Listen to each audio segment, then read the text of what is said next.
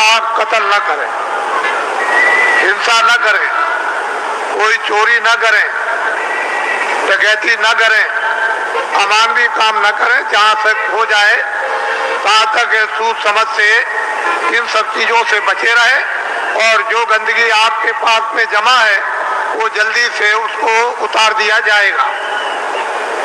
लेकिन जब आप गलती कर लोगे और तुम ये नहीं समझोगे कि मालिक देख रहा और जितने नामदान दिया है वो देख रहा, तुम उसको और मालिक को अंधा समझोगे तो वो कर्म जमा हो जाएगा और उसकी आपको सजा मिल जाएगी। फिर आप रोओगे, चिल्लाओगे। हर तरह से यानी जीवों की संभाल होती है। ये बहुत ऊंचा संदेश और ऊंचा विज्ञान है। ये छोटी मोटी चीज नहीं है। उनको सब मालूम है कि जीवात्माएं कैसे उतरती हैं और कैसे चढ़ती हैं और मनुष्य शरीर में कैसे डाली जाती हैं और किस तरह से निकाली जाती हैं। फिर ये किन किन योनियों में इनके जाने का हिसाब होता है और उनके तार यानी उनकी डोरियां किस किस तरह की है और कौन कौन सी डोरी किस किस योनि में, 84 में या नरकों में या भिन्न भिन्न अलग अलग नरकों में, 4 खानों में, 84 लक्ष्योनियों में, ये महात्माओं को सब जैसे आईने के सामने खड़े हो जाओ ऐसे दिखाई देता है। लेकिन अब ये जरूर है कि जब तुम्हारी आंख खराब हो गई तो आप ऐसा समझते हो कि सब अंधे हैं, किसी के आंख होगी ही नहीं, कोई दुनिया को देखता ही नहीं होगा। लेकिन जिसके आंख है वो तो कहता है सूरज है, चंद्रमा है, ये मकान दिखाई देता है, ये जमीन दिखाई देती है। पर सूर आदमी को क्या होगा, उसको क्या दिखाई देगा? इसलिए जगत अंधा हो गया है और बहरा हो गया। वो महात्माओं को पहचान नहीं पाता, समझ नहीं पाता। उसके बाद समझने की बुद्धि नहीं और आंख अंधी हो गई तो कैसे पहचाने?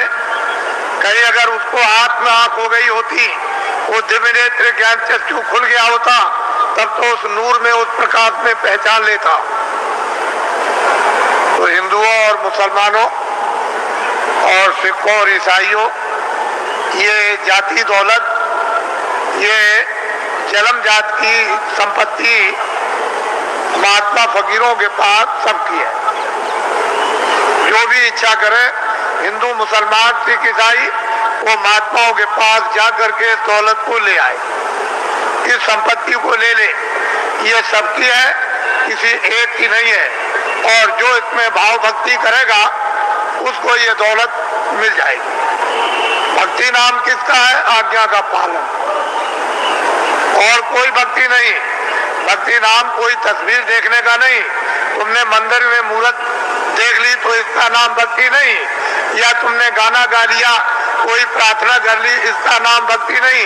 जो महापुरुष आदेश दे उसका तुम पालन प्यार से करो, इसको कहते हैं भक्ति। यह है भक्ति।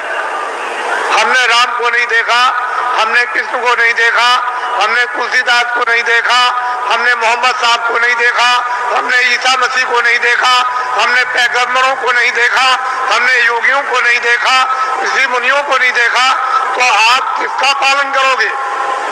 रामायण समझ में आती नहीं, गीता समझ में आती नहीं, कुरान समझ में आती नहीं। अगर समझ गए होते तो रहम ना आ जाता, फिर जालिम तो नहीं रहते, हृदय में दया नहीं आ जाती, निर्दयी तो नहीं रहते। लेकिन वो तो तुम्हारी समझ में आता नहीं। तो भक्ति नाम है आदेश का पालन। जो आदेश का पालन कर लेगा वो तो महात्मा बड़े दूर के देखने वाले होते हैं।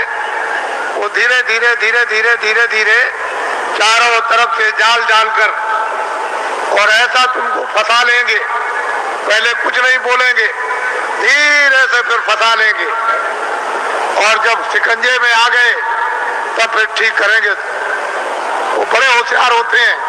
वो इस तरह से ठीक करते हैं जैसे एक भृंगी एक झींगुर को पकड़ते ही फौरन उसने मूंछ काट डाली बिल्कुल, और टांग काट दी। उसके पर को काट दिया और बिल्कुल उसको संपुट कर दिया कि अब न उड़ सकता है न चल सकता, बिल्कुल करके बराबर कर दिया उसको एकदम, और उसको पकड़ लिया और ले गया और छेद पर अंदर की तरफ सुराग में बैठा दिया और दरवाजे पर बैठ करके भृंगी बस फिर आवाज देता है 24 घंटे। जब उसने भृंगी ने आवाज दिया 24 घंटे के अंदर, तो उसने अपनी सारी शक्ति को झींगुर में भर दिया, तो पर भी जमे आए, उसके पैर भी जमे आए, उसकी मूछें भी जमे आई, और बस 24 घंटे के बाद जो निकला तो फौरन उसने दूसरे को पकड़ा और उसको संपुट कर दिया। तो महात्मा बड़े होशियार होते हैं, तुमको नहीं मालूम कि वो कैसे पकड़ते हैं, आपको कुछ नहीं पता, जानते ही नहीं हो। इसलिए आप ये मत समझो ये सूखा सत्संग नहीं है। आपने कल देखा अपनी आंखों से कि 4 बजे से लाइन लग गई और सारी रात जाड़े में बैठे रहे, तो आपको ये जानना चाहिए कि सारी रात जगह एक तपस्या की, ऊपर से सर्दी थी और लेन में धीरे धीरे बैठ करके खिसके हैं, धीरे धीरे आए और लेन अभी तक लगी हुई है। अगर इसको देख करके तुमको अगर कुछ भी देश का और तुमको धर्म का और अध्यात्मवाद का और मोहब्बत प्यार और महात्मा फकीरों और सेवकों का अगर अनुभव नहीं होता है तो तुम्हारी बुद्धि जानवरों से भी गई गुजरी। फिर तो मैं ये कहूंगा कि जानवर ही अच्छे, आदमी अच्छा नहीं। इस दृश्य को आप देखिए, इस दृश्य को वैसे मेरे पास ऐसा रास्ता है कि मैं 4 ही घंटे में इसको निपटा दूं, लेकिन मैं ये दिखाना चाहता हूं कि देवियां कैसी बैठी हैं, कतार लगाकर, पुरुष कैसे बैठे कतार लगाकर क्या इंतजारी कर रहे हैं और इस ठंडी में किस तरह से तपस्या कर रहे बैठे हुए हैं, ये आपको दिखाना चाहते हैं। ये महात्माओं का गोपनीय राज है। ये राज और रहस्य कुछ दिनों के बाद आपकी समझ में आएगा, अभी तो नहीं आ सकता। इसमें अगर आध्यात्मिकता का कहीं मसाला न होता, सच्चा और सत्य, तब तो आप बहुत दूर चले गए होते। ये तो असली चीज है और वही सबको घूम फिर करके उसी जगह पर आ जाना, आएंगे वही।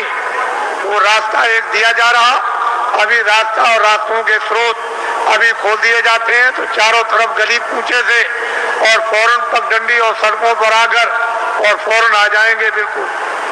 फिर आप देखिएगा इस दृश्य को, तो आप ऐसा मत समझो। वो कहते तो कुछ नहीं है, अगर कह दें कि तुम ये हो, तुमने सुबह इसको मारा, शाम को इसको मारा, इसकी चोरी की, इसकी डकैती की, इसका बुरा किया, इसका ये किया, तो 2 मिनट नहीं ठहरोगे। फिर तो 2 मिनट नहीं ठहर सकते हो, भाग के चले जाओगे, करे यहाँ तो सब कुछ खुल गया, यहाँ तो कुछ नहीं है। लेकिन वो धीरे से पोशीदा रखकर वो धीरे धीरे धीरे धीरे जब रास्ते पर ले आएंगे और बांध लेंगे, तो कहेंगे अरे बेटा, ये बच्चे तूने बहुत कुछ कर लिया, ये काम किया है। तब उसका होश उड़ जाएगा और वो अपनी जगह पर आ जाएगा। वो आदेश उसको मिलेगा, उसका पालन करेगा, उसका नाम है भक्ति। वाल्मीकि बदल गए, गंगा बदल गई, सदन कसाई बदल गए और बड़े बड़े राजे और जिम्मेदार बदल गए और डाकू और बदमाश बदल गए, बड़े लुच्चे और लफंगे बदल गए। महात्माओं के पास पहुंच करके बदल जाते और बड़े बड़े सिद्ध हो गए और बड़े ज्ञानी हो गए और त्रिकालदर्शी हो गए और जो इतिहास बना दिया उसको अभी तक कोई काट नहीं सका। उन्होंने लिख दिया मैं सबसे बुरा था, मैं सबसे पापी था, मैं सबसे गुनाहगार था और सब कुछ चिल्लाकर उन्होंने किताबों में ढनूरा पीट दिया। लेकिन यह है कि जिस महापुरुष के चरणों में गए उन्होंने उस सबको क्षमा कर दिया। उसके बाद में मसाला है, जड़ी है, औषधि है, बूटी है, उसको लगा करके और सबको धो डाला। तब उसको स्वच्छ और साफ और निर्मल और शुद्ध और पवित्र है उसको कर दिया। उसकी तब महिमा होती है, तब गुणगान होता। तब भक्त और भगवान की लीला होती है। नहीं तो वैसे तो कौन भगवान को पहचान सकता है? भगवान तो भक्तों को पहचान लेगा, लेकिन भक्त कौन है? कोई नहीं।